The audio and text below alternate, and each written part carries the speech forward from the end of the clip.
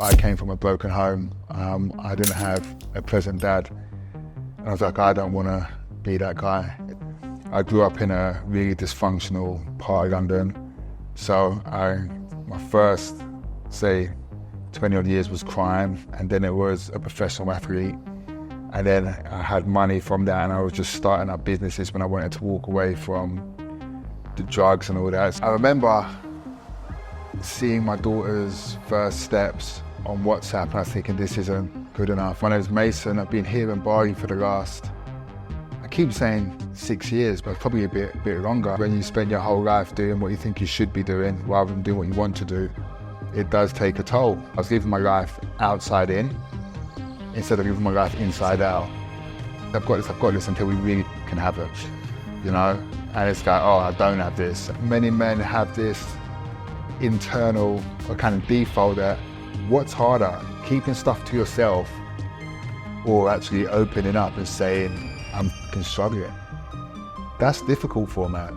I've done this in the mountains of Java with monks, where you just sit for 10.5 hours a day for 10 days without saying a word. I went and done a Vipassana, a 10-day silent retreat meditation. And that was probably one of the most powerful turning points in my life. Right, on today, Creating Freedom, on this episode, we have another person from London. We're coming from where I come from. Now, Mace, I love his story because he's coming from where I'm coming from the nitty gritty and working himself up. Like, he had everything going against him. And that's why I really love this story, where it kind of hits me in my heart because I know what it was like. This guy had a vision, he went out and he executed it. He went out traveling, he ended up in Bali, and he's made some real magic happen. So you're gonna hear how he helps other people to reach their life goals. So guys, please stay tuned and look out for this good show.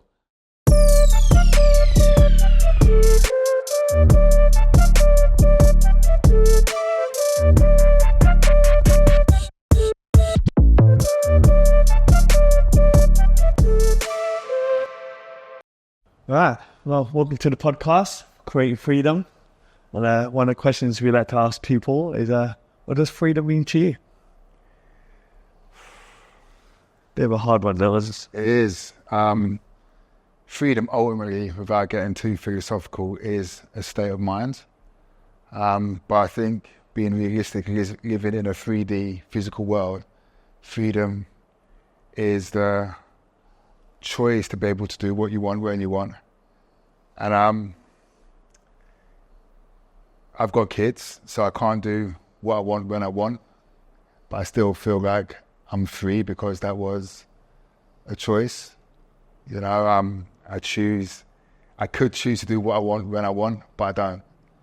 Do you know what I mean? As a responsible father. So, yeah, I think freedom is a state of mind ultimately, because you can do what you want when you want and still not have a peaceful mind. Yeah.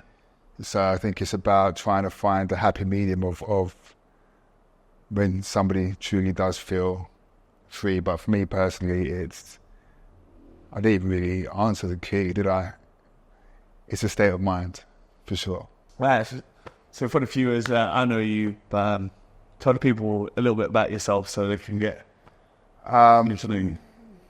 Well, you know, my name is Mason. I've been here in Bali for the last, I keep saying 6 years, but probably a bit longer. I first came out at the end of 2017, went back at 2019, got stuck in London for 2020 because there was something happening. Came back in 2021 and kind of stayed here ever since. Oh, so you came back through the COVID? Yeah. Got back over beginning of 21 and been here pretty much solidly ever since. Before coming to Bali, I was living in Berlin, in Germany. I was there for 2 years. And what brought me out here was getting an Australian pregnant after a one-night stand. And I knew I didn't want to live in Australia. I knew I wanted to be a present father. So I remember looking on the map, thinking, where can I live? But at first, that was at least a year after my daughter was born. I was used to being in London or being in Europe. I thought that's where things were going to happen. But then I had to kind of break through my limiting beliefs, thinking that London is the only, or Europe is the only place it can happen. Yeah. You know, so I remember being in this real pivotal turning point in my life. Like, I can still be a father and live on the other side of the world and just go there as and when I get my daughter to come over. It's quite a long commute since it's in Australia. Or on the other hand, I can actually just make some real big changes to my life in order to be aligned with what's truly felt right for me. Because I remember the daughter's mum, she sent me a text after 6 months of us sleeping together and saying, hey, I'm pregnant, pretty much. And I was like, whoa, why are you telling me now? 6 months after, she said, you had the right to know. I goes, I had the right to know when you found out. And I said, where are you now? I was in Germany at the time, and she said, I'm in London. I said, okay, I'm going to fly back over. She said, don't waste your time. I'm going back home tomorrow. I said, where's home? She said, Australia. I was like, it's like, for fuck's sake. And I remember seeing my daughter's first steps on WhatsApp, and I was thinking, this isn't good enough. I came from a broken home. I didn't have a present dad. And I was like, I don't want to be that guy. So there was this real internal battle of, I need to be in Europe to be successful. Like, society says this is what I need to do. This is what I know. Yeah, you know, 100%. Even on the other side of the world, I don't know. Like, I don't know any of it. Like, how is it going to work? But I think in life, if I were to keep kind of going what I was supposed to logically do, my life would be pretty boring and mundane. You know, so I took the risk and it's paid off. I've got a beautiful life now. Mm. Mm. It's quite interesting what you're saying there, because I always think about it. Growing up, it was kind of like programmed in my head that if you want to be successful, if you want to be something, you have to be in like England, America, or like in the Western world. And when now my views on that is like, no, you got to get out of that country, because there's like so much opportunities. But the way they paint countries is that, you know, Thailand, really dangerous. You know, you can go prison. It's all this scare factor. And when I went to Thailand, I was like, man, these people are the most beautifulest people. Mm. I can leave my key in my bike and come back the next day and my bike is still there. Can do that in London. Can't do that. Your bike gets stolen anyway, people without a key. I've had a motorbike stolen and the rest was stolen, in 4 days, like, so. Alright, so yeah, man, so going back a little bit then, man. Before, I mean, how did you... That's quite interesting. Yeah, I think I tell myself, looking back, that it was more for business opportunity, which it kind of was, but really I think it was just needing a fucking change from the life I was living. You know, if I'm totally honest, it was, there were opportunities for me I had a business in London, in Hackney. I had a creative co-working studio, one of the first. And then that wasn't going well, and I wasn't happy. I wasn't happy in London. I was going out, I was partying, I was just not living a life that I kind of wanted to live. So I thought I started a company because I used to party a lot. I was thinking I might should start a company with music. So I started a company called DMO, which we would go to record labels and festivals and just get content and then sell the content. And although it was fun, it wasn't making any money, well, very little money. It wasn't fulfilling me. But Berlin, those 2 years, although they were probably the darkest times in my life, it's probably where I learned the most, because I was pretty much isolated. I didn't know too many people.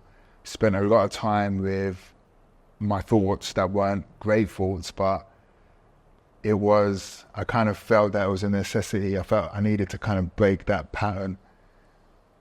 And out of your comfort zone. Out of my comfort zone. And what I've seen since then is that people may be unhappy in their comfort zone, but they're not ready to break that pattern. I like that. You know, so I decided to allow myself to be uncomfortable, to break my life that was uncomfortable. Yeah, what was that triggering moment? Was it just a build up and accumulation of just like not being happy? What did I remember what it was. I actually was in Berlin. A couple of my mates were DJing at a place called Berghain in Berlin, and I had a great time. I was like, this is a cool city. I knew I wasn't happy in London. We was over there for the weekend. We flew back on a Monday. I flew back out on a Wednesday and decided to move there by the next Saturday. So it was very quick. I kind of knew that if I don't do it now, I'm going to just talk myself out of it and just going to get back on that treadmill, and life isn't going to go anywhere. It was extremely uncomfortable. Like, I don't even know if it was exciting. It was just all like, oh fuck.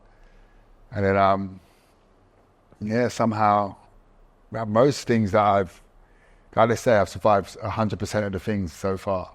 You know, even at the moment you think, oh, I'm failing. You get through it and you're like, oh, I kind of did get through what I thought I was losing at, you know. You know, when you made that leap and you booked that ticket up, right, was anything holding you back, or you just had a low point and you had to sort of just change and try and make that work, right? Was anything holding you back? Anything like that?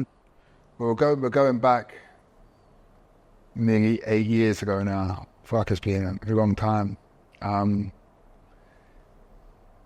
So I won't be able to recall exactly what it was, but I did know that something had to change.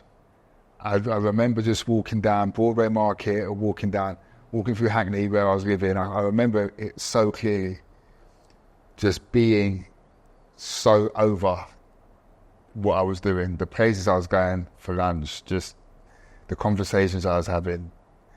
My life was so repetitive, and I didn't see any. It didn't look like it was about to change anytime soon. Yeah, the future wasn't good. Yeah.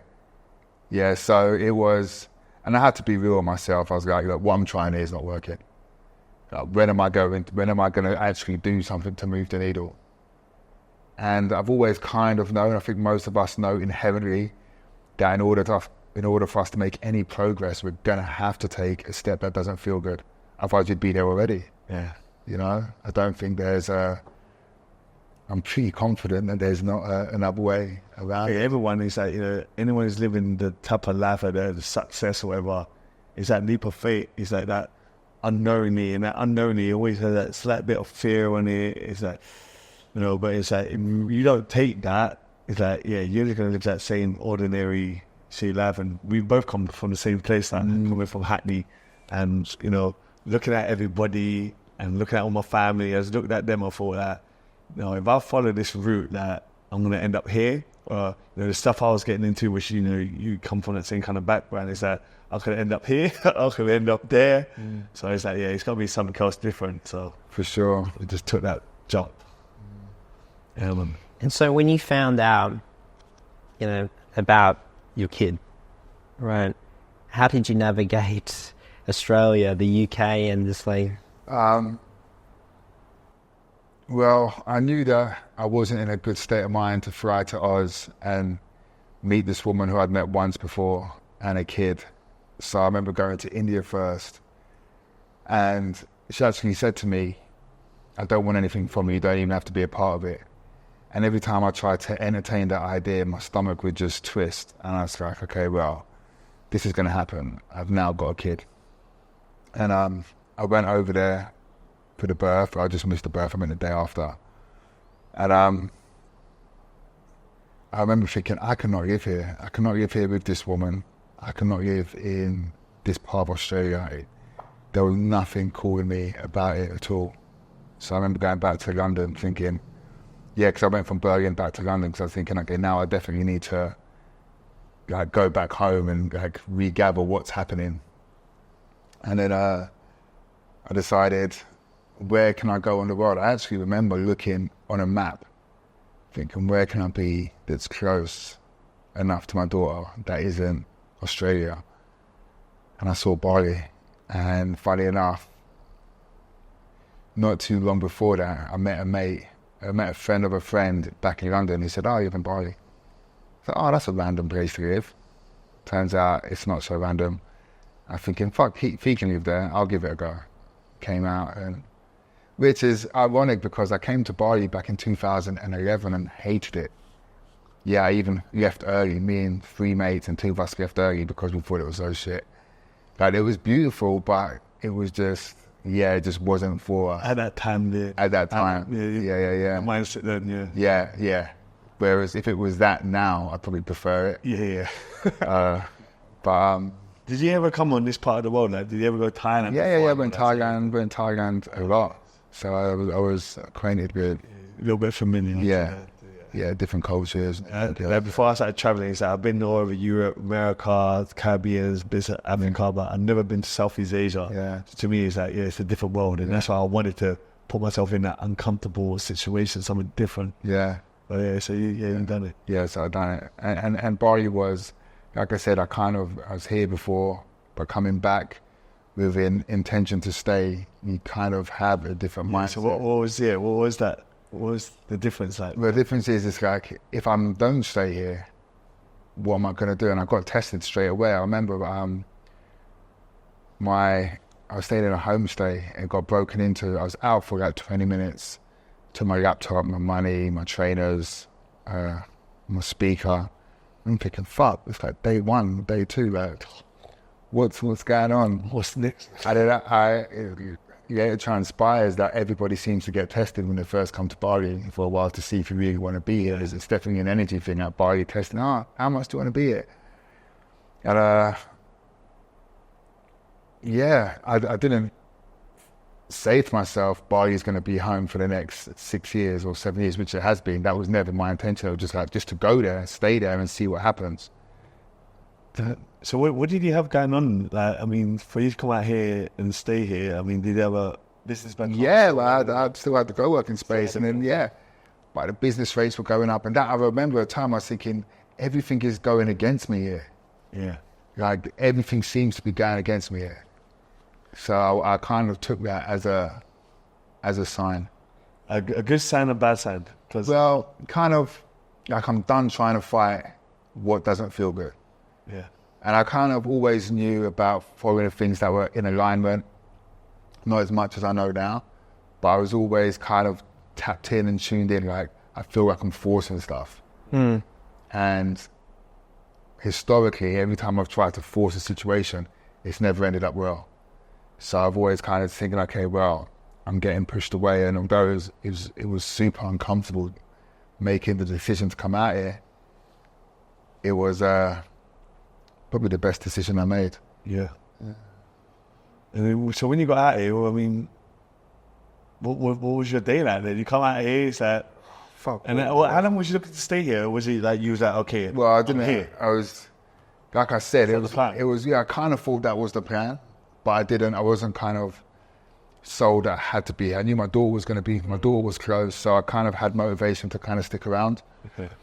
Although I don't think I allowed that to say to myself, it has to be here. Yeah. I think I still allowed myself the freedom to possibly move, but something kind of just kept here. Yeah, so it sounds like once you got here, you just let things sort of come to you and just let life, present itself essentially. And what did transpire from that? Well, first it was like, what am I going to do for money? Yeah. That's what I was going to ask. Like, yeah. You got here, what do you do? The first thing is what I was going to do for money. Luckily, I have an apartment back home that I was living off rent, so that was good. I always had some income, but it was never going to be enough for me to... the business that I haven't had in London, ended up closing that down, but I didn't just close down, I ended up getting taken to court. I got threatened to take into court by the owners because I broke the contract. The business was making money, my co-working space, and the landlords, when I said I wanted to break the contract, the landlord said, okay, show me the accounts. And the accounts, I goes, okay, we'll carry on the business. They lied. So I just upped and left, and it goes, well, you've broken your contract. I goes, yeah, I thought we had a deal. I thought you was going to take it on. Is that now we've changed our minds? And if you don't give us X amount of money, we're going to take your flat. Because I put it as a surety, because it was a big space in a premium location in London. The age I was, it goes, okay, well, you're going to have to put your equity on as a guarantor. So I had to put my apartment that I owed on guarantor. So ended up having to spend a fuckload of money, as in debt, for a long time. I was actually in debt for probably about 2 or 3 years. Paying this fuck off sum, and it's either that or lose my house. Yeah. You know what I mean? It's so hard to get a house back in Hackney as well. It's West London. It was more than what it would have been in Hackney. So, well, people watching, it's like nearly impossible to get on the ladders there. And I remember I had a lot of expensive watches that I had to sell, get collateral, and I guess that's what it was all for. There was all these things. I remember just seeing everything, all my material stuff that I thought I'd worked so hard for. I just saw that go, and I was like, okay, well, this is happening for a reason. Again, it was brutal. My ego didn't like it, but it's part of the journey. Looking back at it now, I was like, okay, well, I can kind of see the value in it. When I was back, like just probably around the same sort of time, because I had such a kind of big community. I had friends that were quite holistic, yoga teachers, personal trainers, fitness, mind, body, spirit and stuff. But I also had a lot of friends in corporate. And I remember a friend saying to me once, do you know any yoga teachers? I was like, yeah, of course. And then they got back to me, do you know any PTs? I was like, yeah, of course. So I was making all these connections. And I was at a loss myself. And I went and done a Vipassana, 10-day silent retreat meditation. And that was probably one of the most powerful turning points in my life, because in this retreat, I've done this in the mountains of Java with monks, where you just sit for 10.5 hours a day for 10 days without saying a word. You don't write, you can't listen to music, you can't exercise. It's just you and your thoughts. And I remember the first 3 days being absolutely horrific. Every thought that I didn't want came up. And then there was the middle part of it. It was really kind of interesting, almost psychedelic experiences, literally just traveling out my body. And towards the back end, I was just getting all these ideas of things that I should be doing. What are you doing? You should be doing this. And then it came to me, okay, I need to start like my own journey, because I was a professional athlete. I was a MMA fighter for 7 years, for pro. And I was always fit, was healthy, and then I started meditating, so I connected my fitness to more of a spiritual connection. And I was still very grounded in my approach. And then I kind of just got told by intuition, a download that, yeah, this is the space you have to be in. And at first I was like, no, I don't really want to do this. But I remember leaving the Vipassana, and in the first, I think it was 2 or 3 days, I met a yoga teacher, a coach, and a retreat holder. I got people just coming into my life. I think, oh, okay, I'm going to start a corporate wellness company. So what, there was a little bit of pushback and like, nah, I'm not going to do that, right? What was that? My own limiting belief. It was like I'd never had a 9-to-5 job. I've always worked for myself. I grew up in a really dysfunctional part of London. So my first, say, 20 odd years was crime, and then it was a professional athlete. And then I had money from that, and I was just starting up businesses when I wanted to walk away from the drugs and all that. So I was always very entrepreneurial. So I kind of that came with a lot of self-doubt. And I'm like, I'm not going to get accepted. I've got tattoos on my throat. I'm a proper Londoner. Like, there's no way that I can make this happen. And then when people say what kept you going, I would honestly have to say there was a voice in my head, and after I speak to people, it's the same voice that's in many people's heads, saying, don't you dare fucking stop. I know this is hard. You've got more to give. And that's the frustrating thing, Because when I wanted to throw the towel in on so many occasions, there was a voice saying, yeah, but you've got so much more to give. But you've got so much more to give, but you've got so much more to give. I was like, I fucking have, but where is it? Where is it? So through perseverance and just listening to this voice, making the same mistakes again and again and again. So this corporate wellness company at first, it didn't make money, but then it started to. And I remember I was just sort of like connecting the people, and I started speaking to this coach. This coach said to me, you're supposed to be coaching. I was like, nah, definitely not. I'm the person behind the scenes. I'm just orchestrating it. He was like, brother, you're supposed to be coaching.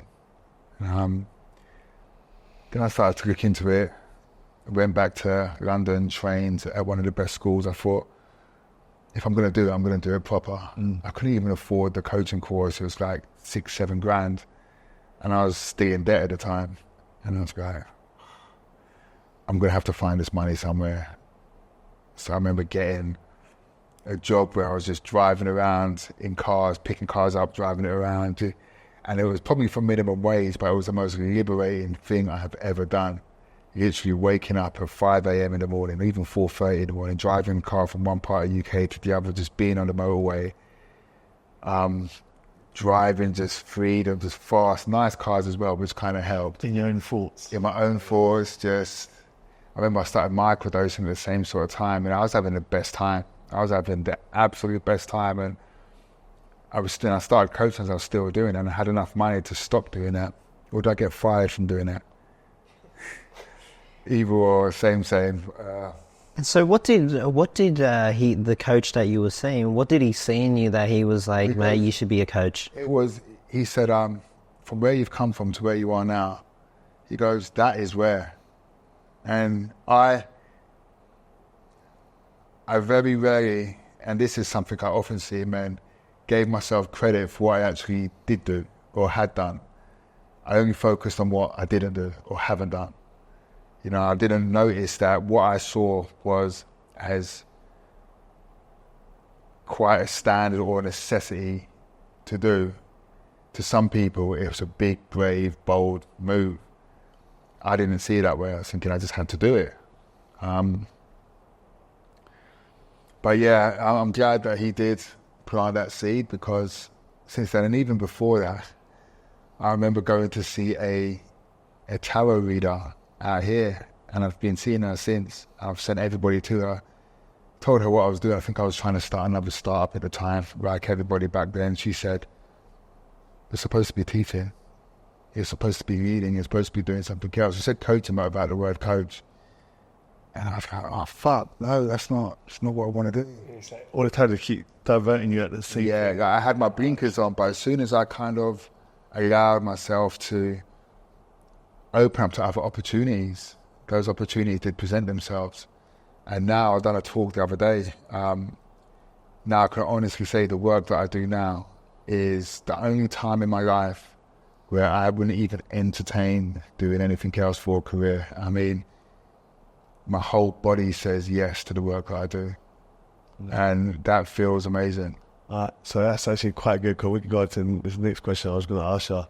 Tell people what you do now. I mean, this is very interesting, because I know your background, what you come from, and getting to know you more since I got to know you. It's like, I definitely see you doing what you do, and you should be doing that. But tell people what you do. So, only I help men navigate life without taking too much emotional damage. Mostly men who aren't able to control their anger.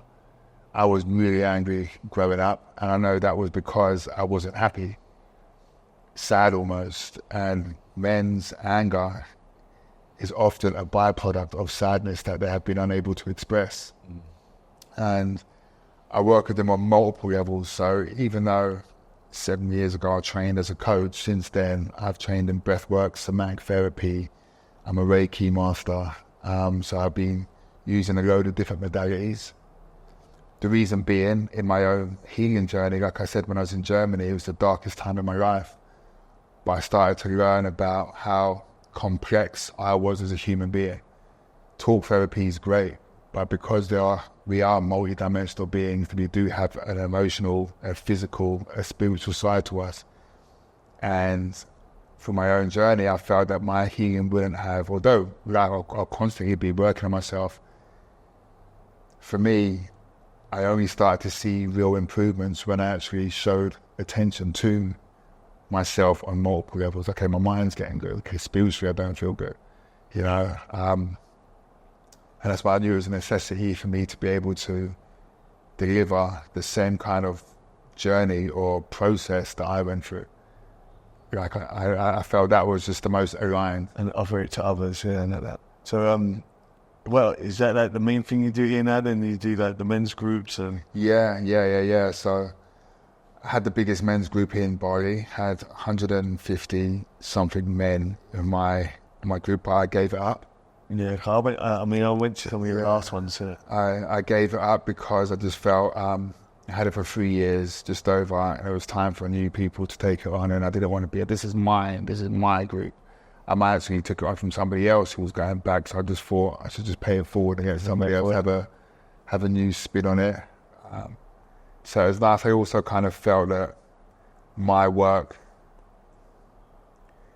the way I work, could probably be better served outside of the group, because the group's a beautiful space. I think it's more than necessary for men to be able to sit in a group, in a circle of other men, and actually really talk what's going on, because what you often find is that what's going on in your head and you thought it was your own trouble, that every other brother in that circle is going through it or has gone through it or is about to go through it. Let me jump in on that one, right? Because he said to me about the men's group.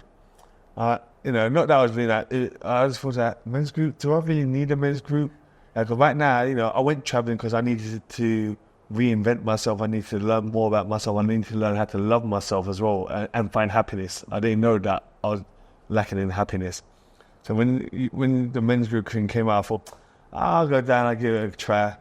And, when I was sitting down and listening to these people, I thought, I'm not the only person. And, some of these people actually going through worse stuff than me, because, maybe me years ago, that was more me. But I found a better side of myself in that. But like to hear other people going through it, it kind of made me feel better with myself. I wasn't the only person going through it. And yeah, it's just great hearing it from other people. I don't know, it was a great eye-opener. And I was coming to a few of them. And actually, the guy we had on earlier today, I met him in the sauna, and then we talked about the men's group, and he actually came along that day. Oh, yeah? Okay. And we were actually talking about that earlier. So what do you find, just with men, so the people that you work with, what are, you obviously you have to be possibly aware, or get to a point that, that I'll come to you, right? Like, I just want to know, sort of, maybe the people that are listening, what are sort of the common issues that you find, or if I can call them issues, or things that are holding them back? I think I chose the hardest niche because many men have this internal or kind of default that I've got this. And we'll say I've got this until we really fucking have it, And it's like, I don't have this. And by then there's a lot of work to do. And what happened to begin with, the men that came to me, there was a lot to deal with. There was a fucking lot. But now, as things are starting to progress, men are coming just before it gets out of go. And I can see something's about to happen if I don't change it. So it's good that everyone's starting to have this foresight, and it's becoming more normalized, where even when I first started coaching, it was like, there's a bit of embarrassment. We're working with someone, working with a professor. It means that I haven't got my shit together. Now it's almost getting not just accepted, but almost encouraged that men should actually start working with people, because I know for me, I know that most of my insights have come from outside my own head, because we all have blind spots. We all have parts of us we don't see, and the way I communicate, and luckily through social media, I'm able to kind of tell my story. I'm quite vulnerable and open about stuff that I've been through. And then it might resonate with someone, oh, fuck, I'm actually not that happy. Oh, yeah, I do that. Oh, I do that. So it's good things that And there's more men doing the work that I do now, and I think it's great because it's kind of just highlighting the necessity of the work that I do. So you asked me what sort of men come to me, but I work with men specifically with anger, you know, so there will be guys that have heartbreaks and they'll go and speak to a coach that focuses on men that have been broken up. So I kind of have my niche. You know, there are men's groups on Facebook, especially within Australia. You have the trades where it's very macho, right? Really macho, and then at the same time, they're unhappy, and then there's a lot of suicides and whatnot as well, right? You know, did you deal with those types of people? Funny you say that. In 2020, when I was in London, I got approached by a guy starting up a company. We had a company called Bemetta, and we solely focused on construction. Went into some of the biggest construction companies. This was all through COVID as well, because you could still work. It wasn't as bad as Melbourne. But we worked with like some serious companies, and the suicide in the UK was ridiculous. It's like, I think at some point there was nearly 100 men a day or a week killing themselves, just in construction. Yeah. So, that was really rewarding. And actually before that, I was still working with women. So this was like 4 years ago.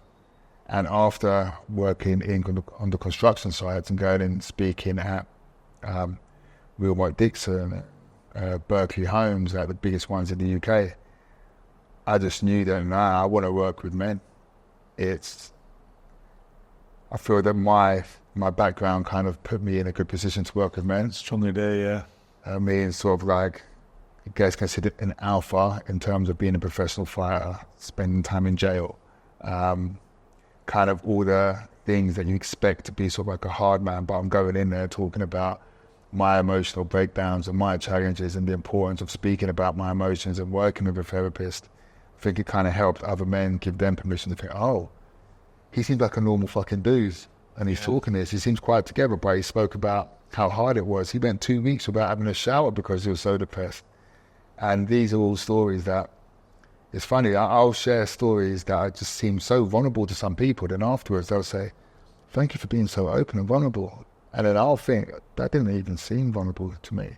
So it goes to show that I have broken down those walls of embarrassment that I did have. So now I can actually just talk without feeling any kind of shame or embarrassment that many men do feel about struggling. That's why, I mean, I was really looking forward for you coming on the show because you come from the same background that I come from Hackney and all that stuff. And you know, when I first started traveling, I was doing a lot of social media stuff because I was hoping for it to reach people back home to show them that, you know, it's possible, you know, because they all know where I come from. They know this bullshit that I went through. And, you know, a lot of us have this belief that a life like this, you got to win the lottery to have a life like this. And it's so far away from it.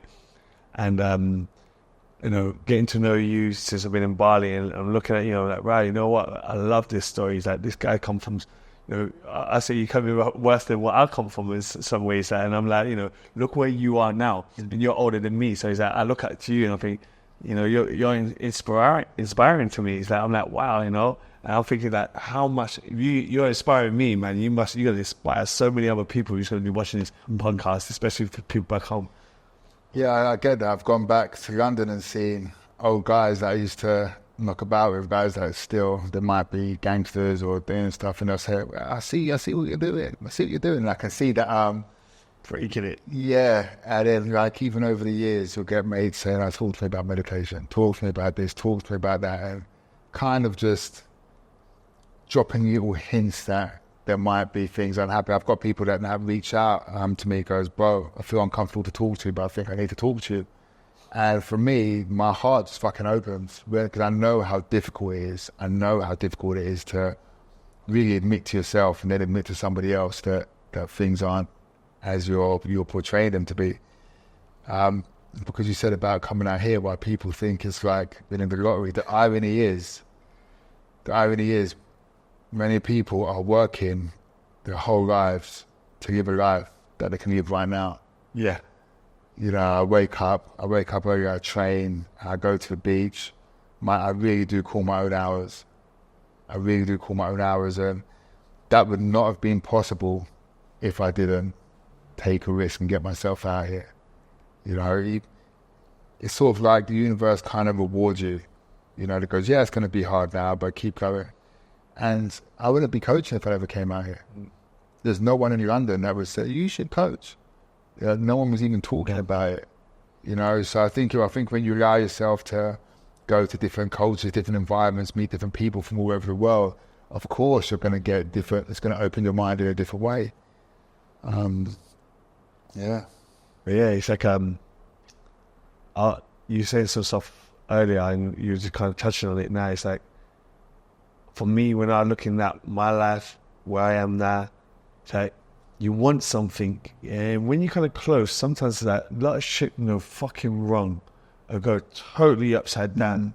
And it's that moment where it's a make or break. And, you know, I feel like if I didn't stick out to any of them things, I don't know where I would be now. And I think for maybe people watching this, like sometimes like you're close to whatever you want it to be, and it's like everything will go upside down, but you got to keep fucking pushing. Otherwise, like, you know, you just living the same fucking shitty life kind of thing. I think the importance is, and I was saying this on a coaching course, I still get coached, and I'm in part of this group coaching program. I remember saying to one of the guys, he was saying how hard it is. I said, are you going to give up? And he said, no. I goes, go in the mirror and tell yourself that. There was something quite rewarding or quite powerful when you say, look, I know it's tough, but I ain't going to give up anyway. For me, there's something that ignites in me. Like, oh yeah, but I'm not going to give up anyway. Like, I'm still going to go anyway. So it kind of just makes the challenge that I'm going through a bit of a less of a challenge, because, okay, well, you're here, you're part of it, and I'm just going to just ride you, you know? Yeah, man, it's like that can really throw you some turmoil, so see how you turn out with it. It's all, for me, it's all about consistency, and it does. Like, for now, where work is going in the right direction, I'm definitely having problems with my ex-girlfriend who's trying to make my life difficult, like 100%. And there'd be a time when I put all my attention onto that part of my life that's going wrong, or that I'm not liking, but I'm actually checking myself like, oh yeah, well, that is shit, and it is a nightmare, and it is driving me crazy, because I do have a daughter with her. It's my youngest one. I've got 2 daughters. I've got a youngest one that lives with me here. And but then I'm like, oh no, like, this is just an amazing opportunity for me to grow. This discomfort that this is going, this is amazing. This is perfect for me to become a better man. And when I can actually start, and I've said it to pals that I'm moving around with, when I'm able to actually use everything that, whether it upsets me or scares me, use that as a chance to think, okay, how can I grow from this? I always come out the other side just elevated, you know? And so with your, so you've got 2 daughters. So I guess the first one, is the second daughter part of, is a different? No, so second of all, I was in a relationship for 4 years with her. Didn't work out, broke up a year ago, and since then it's like she's been trying to make my life hell. But as a man, my main, I guess, goal from that, without going into too much detail, is still to make sure she's happy, because she's my daughter's mum, and ultimately I need my daughter's mum to be happy. And although she's saying some very nasty things about me, she's younger than me, she's 30. On social media, I have to sit down with her. Okay, I'm just going to have to just take this. Yeah, and this is why it's a growth journey, because there's a part of you that wants to sort of defend yourself and kind of come back and say, stop doing this. But then there's a part of saying, I'm just going to have to let you do what you're doing. You know? And do you have a relationship with your first daughter? Yeah, all the time. She comes over here, I go there. She's, definitely a daddy's girl. I speak to her for a couple of hours each week. She sends me text messages now that she's 8. You know, before it was difficult when she was really small, but my mum always used to say to me, well, she's not going to be a baby forever. And she's going to want to live with me soon, that I'm sure. So yeah, Got a beautiful relationship with my eldest. Both my daughters I've got amazing relationships with. Yeah, man, this tell us what your day today is like. So, wake up, time for myself, whether it's gratitude, breath work, journaling, meditation, something for me to prepare myself for the day. When I've got my daughter, which is four mornings of the week, feed her, take her to nursery, or the nanny will come round on one of the days. And I go and train, either jiu-jitsu or boxing, or train in the morning, then maybe again in the afternoon. And then I work for an hour or two a day. As I can't really fault it, I will say, like anywhere, Bali comes with its challenges. Life wouldn't be, I don't think life would be as great if it didn't. I think the ups and lows sometimes. I think that is life, because everyone's like, I want happiness. It's like, well, if you want happiness, yeah, you got to understand what's the opposite of that. And I think life is that's what life is. Life is about experiences, ups and downs, turmoil. Yeah. And you've got to take it 100%, 100%. And I think when you get your mindset on that, kind of this embrace, when something bad happening from something, I'm like, okay, what can I learn from this? Yeah. That's what I mean. That is, again, is this great chance to take on, is a great opportunity to grow from. And I know how cliche that sounds, and people say, what the fuck, this has just happened, that's just happened. And I'm like, and what? Like, it has happened. Like, there is something in there for you. Yeah. There is something in there for you. So what kind of, when you say ups and downs in Bali, what would you call a down? Well, even just the logistical things of things working, when I say working, I mean actually working, like electricity going, and like working with like the Bali logic. Without, like, Indonesia is proven it's got the lowest IQ in the whole of Asia, maybe even in the world. Yeah. So and that shows. So it can be a bit frustrating when you need something done quickly, but again, it's just a time to. I mean, it could be worse. Yeah. And again, it could be back in Hackney. There's times when if you can I can find myself, hasn't been for a while to be fair, but get caught up in the chase and trying to be successful, make more money, and then forget the here and now, the present. Yeah, and forget. Yeah. So that hasn't really happened for a while, but you still get that over here. It's not like you come over here and forget that kind of drive as a man. And I think most men that I speak to, we do want to be able to have that drive. We do want to provide. There's just something innate in many men that want to have that success, and that comes, finances come with that. So you can get yourself caught up. But the day to day is great. Yeah, it's just as much social as it is working. You're talking about men just like having a motivator, a drive to, let's say, for example, money. That's inherent from what you kind of grown up with, like, what you've been brought up with, right? Like I know it in myself is like what success looks like for me. I'm, part of it is money, right? Part of it is finances. For me, it's like the ability to, my freedom is to be creative and do what I want to do. Of course, you have to fund that somehow, right? Do you feel like men that sort of come to you, there's that like a big driver as well? Do they come you? Most of the men that come to me have got money. Yeah. If not all of them. Because it's not cheap to work with me. It just kind of shows it doesn't matter. Yeah, and you it's still have problems. That's what I mean. But again, it kind of makes sense, because when you spend your whole life doing what you think you should be doing rather than doing what you want to do, it does take a toll. When you're living a life of expectation, like a lot of men, they kind of knew they was going in the wrong direction, but they thought, this is what I have to do. They didn't realize there was a world where you can do what you love and still make money. And so to answer your question, they're all driven individuals. Like I said, I think most men. But you did say we think it's inherent in us. It wasn't in my growing up. So my mum, although she's doing a lot better now, and my dad was in jail for most of my life. They weren't really like ambitious. I didn't hear, like I had a lot of blocks around money. Even though that I was making it, I was also spending it. I had literally no financial literacy.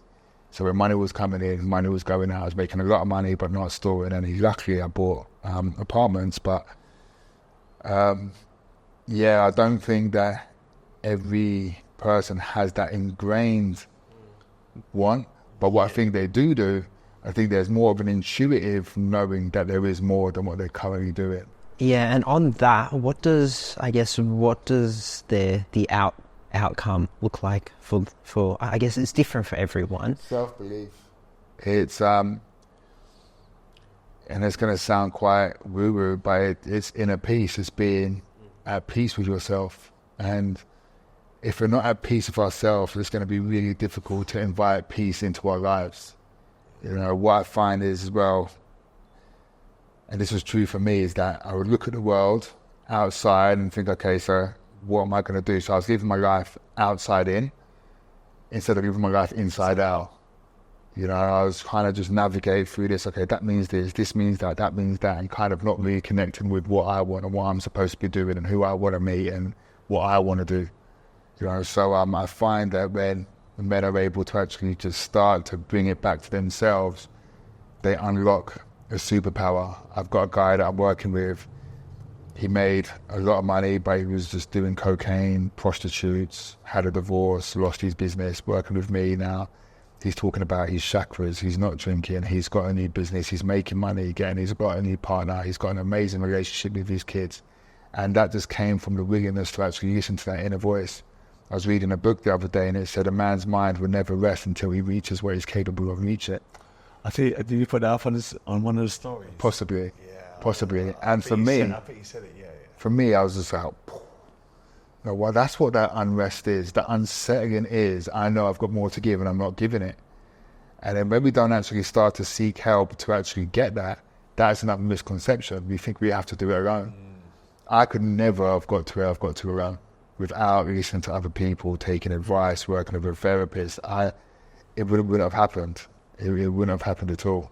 Yeah. So I think if that was to be normalized, which luckily I'm actually starting to work with that guy. I'm starting to work with his 17, 18-year-old son now. Yeah.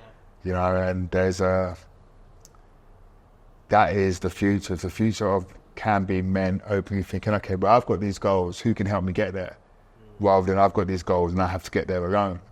It would just change. Yeah, that, you know, it's quite interesting that it's like I'm going to turn this wall anyway. Men kind of lost our way. You know, I don't know. It's just that the way we was taught. Let's say my dad's generation, they had their ways of what a man supposed to be, and then it came to our generation, it kind of changed a little bit. It's like now this new generation. I mean, I'm not going to go too depths on that. I'll get fired out on social media. But, you know, that. You know, what's men supposed to be? Like, what do we supposed to strive for? It's a crazy old world now.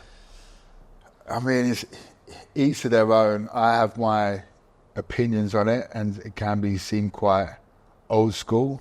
I responded on somebody's post the other day that said, yeah, it's good for a man to cry, but not all the time. We need to take responsibility. We need to do work. I know it's possible if somebody has been depressed for a long time and they're not doing anything about it. There's about time when you need to take responsibility because you're not doing anything about the situation. That being said, in order to prevent that, it has to be more normalized about speaking about what's going on, and I think that's happening. I say I think that's happening. I need to be really mindful if I don't know if that's just my environment, you know, the people that I'm around, the people that are gravitating towards me, the people that are reaching out. Because I'm very aware that there's still a world back in the north of England, for example, certain parts of Australia where men just do not talk about emotion. They just do not talk about their struggles. It's still just off plan. So fair is like most of the world, isn't it? It's that it's not that it's been written in the book, but it's like it's put in our head somehow. It's like, you know, a man's got to be this, got to be strong, don't cry, this and that. And I think it's really hard for men to be a man today in the world that we live in today, because the world has changed a lot. I think men have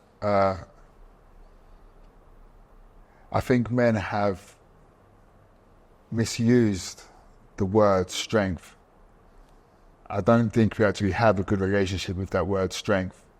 It does not mean being stoic, not showing emotions. It means actually addressing your emotions and being vulnerable. Be strong enough to face it. Because think about it, what's harder, keeping stuff to yourself or actually opening up and saying, I'm fucking struggling? That's difficult for a man. So if you do that difficult thing, that shows strength. When a man comes up to me, or a man cries to me, I done a session with a guy yesterday, and this guy's a serious dude. Like, when he cried, I was really fucking proud of him, you know, because I know how hard it is to cry in front of another man. I think it's harder to find the strength to actually come out and let your feelings out. Of course, it's actually harder than holding it in. So we've got this thing that, I've got to hold this in, I've got to be strong. So no, be strong by then. I like that. I really like that. Yeah, and that's the definition of strength, because I kind of see it as, and I didn't make this analogy up, but imagine having a backpack full of rocks that you're holding in yourself. So the only way you're going to take those rocks out is by getting it out. It's funny that you said that. I used a different analogy earlier on. It's like, you hold, it's not my one, but you hold this water. It's like, how heavy? It's like, it's not that heavy. You hold it for about an hour. You're clearly heavy. So it's like, how long do you want to hold on to this for? Yeah. Once you let it out, it's gone. Yeah. So for somebody who's listening, right? So a lot of the people that are watching, right? So they're seeing this Bali life, right?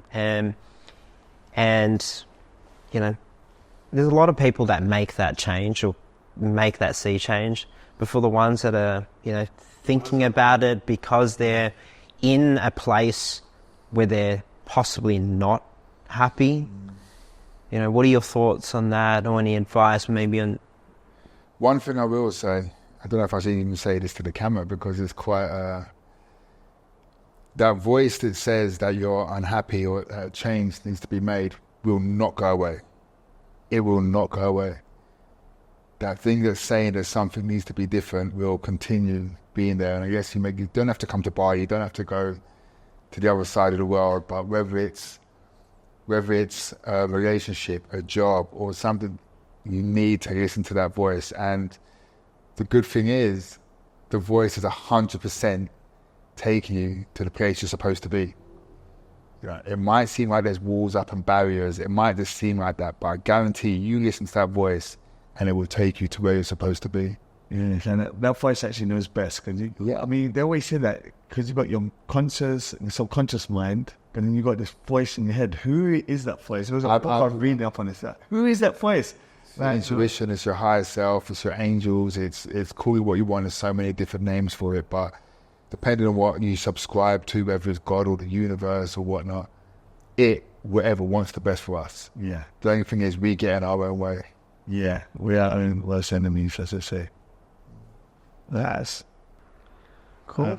Is there anything that, we're just going to wrap up? Is there anything that you want to, there's a lot of people watching this, they might want to actually, follow you. I mean, I think there's a lot of men hoping, watching this right now, be like, yeah, man, I need to hear more of this guy. Like, how can people find you? And I'm sure my details will be in there. It will be, but yeah.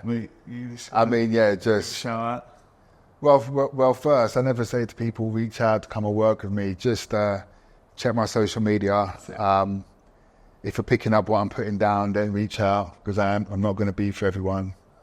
I've got a load of free resources on my Instagram as well for people. What's your Instagram? It's just Mason_Dyson_Roberts. Just my name. We'll put a link on that anyway. So, is there anything else to that? No. Happy in? Yeah, bro. I'll be sweating listening to you, but thanks for coming on. Thank you. Thanks for coming on. It's a pleasure. I appreciate it.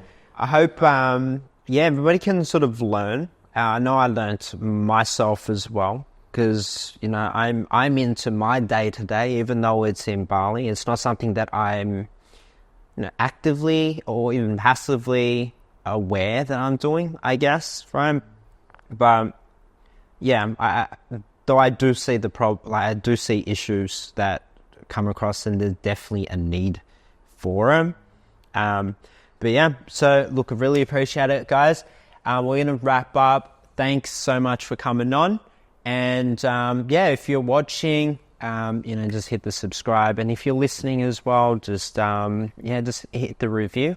Otherwise, we've got another guest next week. Yeah, chat to you next week. Ciao. So guys.